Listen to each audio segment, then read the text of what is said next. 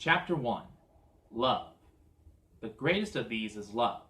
1 Corinthians chapter 13, verse 13. Wow, what a group. What a group. Thank you.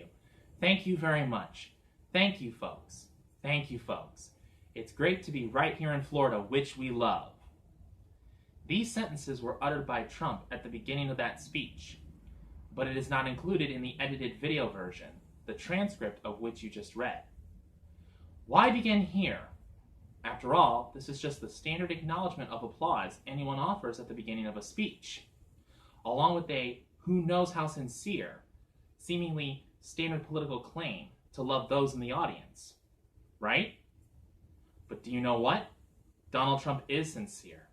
He does love Florida and Floridians as he loves America and Americans, the average ones, not just those who count or the special interests. In fact, this is what is most striking about his remarkable campaign and unlikely victory. The palpable, genuine, obvious, and very real love that exists between that man and the people who turn out in the tens and hundreds of thousands to cheer him on. Trump is a man who loves deeply his family, his country, his supporters, and yes, we believe God.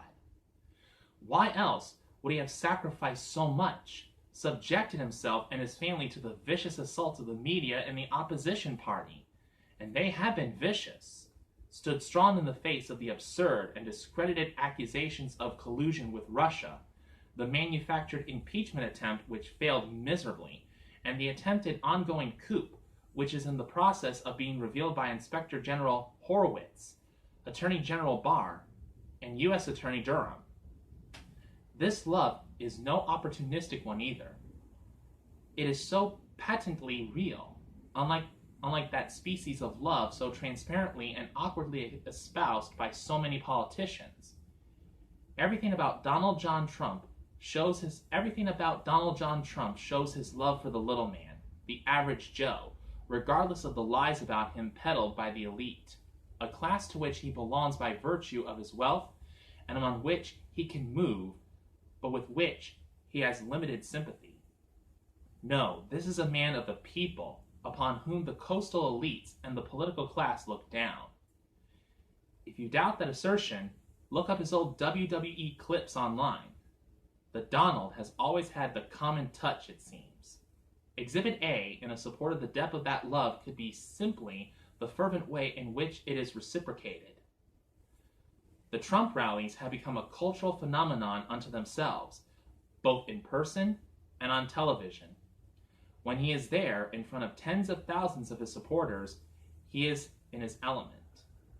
His political betters mock him and call him unpresidential. And in one sense, they are right. He is unpresidential, and unlike any politician we have seen in recent memory because he tells it like it is, he calls them as he sees them, to use a baseball phrase.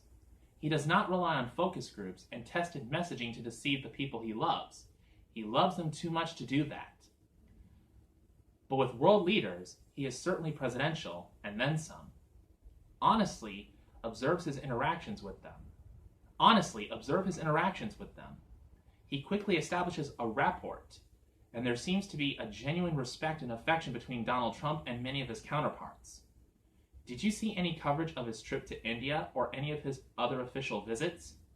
Of course, there are those whom one could describe as his political adversaries. Still, even with them, he is eminently presidential. This is a leader of men who can move effectively in very different worlds and on different stages. He knows that a Trump rally is not the same environment as an official state dinner. Recall that after Obamacare was passed, one of the architects of that bill for the Obama administration was caught on video saying at a panel discussion, "Lack of transparency is a huge political advantage."